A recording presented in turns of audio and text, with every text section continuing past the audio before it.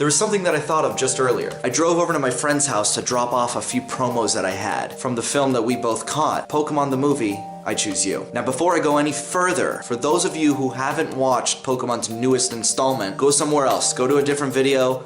I have plenty of other videos on my channel. Don't stay here. It's a spoiler alert. Is a spoiler alert. Hello, spoiler alert. And in the same note, those of you who have been on Facebook lately and have seen the spoiler, you can stay, since the moment of the movie has already been advertised to you as a negative point in it. So what's my opinion? That's why we're here, right? Hearing Ash's Pikachu talk was a moving scene, and was intended to be so. Why would Pokemon carelessly throw their mascot in front of fire? They wouldn't.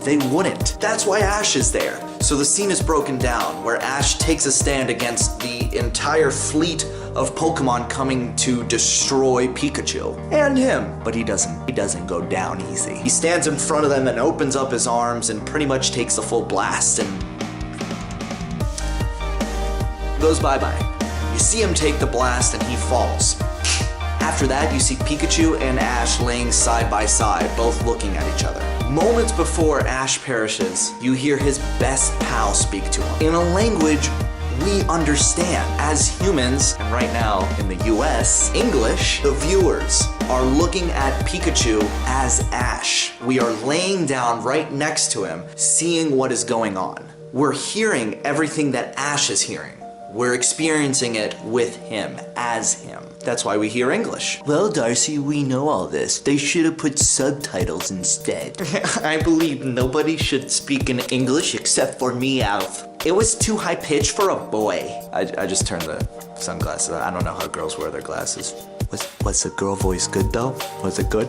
What I'm saying is that you should let others decide for themselves instead of spoiling it for everybody and having them go into a movie with their mindset. True fans that have been there since the first Pokemon movie and have some experience with film can tell you that putting one line of subtitles in an entire movie will distract the viewer from seeing what's going on. And in a climactic scene like that, it's very distracting. Would you have been shocked hearing the same old Pika-Pee and reading something? Don't answer. Your shares on the Facebook threads have answered for you. More Than Meowth can speak the human language? Do we not remember the first Pokemon movie? Well, that was telepathy. Well, that was Miss Telly. Miss Telly? Yeah, her last name, Pathy. Telepathy. Guess you're right. Then again, there is Ghost of Maiden's Peak, Ghastly. The Power of One, Slowking. Spell of Unknown, Entei. Entei? That was telepathy again. Huh, yeah, it was, but in the Japanese version, the original version, he was actually speaking in human language. And let's not forget the newest installment, Sun and Moon, Rotom Dex. And if you're one of those people that tell me that the voice was too high-pitched for a mouse, and boy characters shouldn't be voiced by girls, then I have to say, oh boy! Don't have a cow, man. And while I have you guys here, this is something to think about.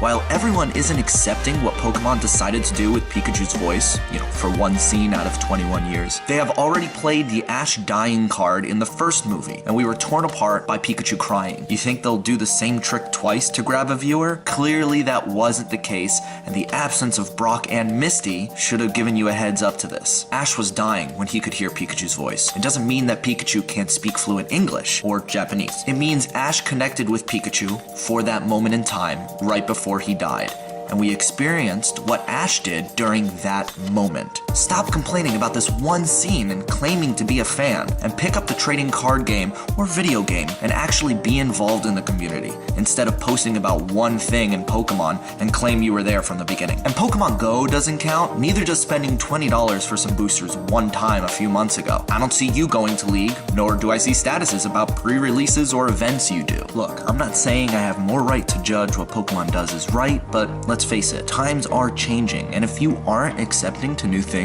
like Ash or most other trainers he encounters, don't spread your dislike on others and keep them to yourself. We need less members of Team Rocket in this world.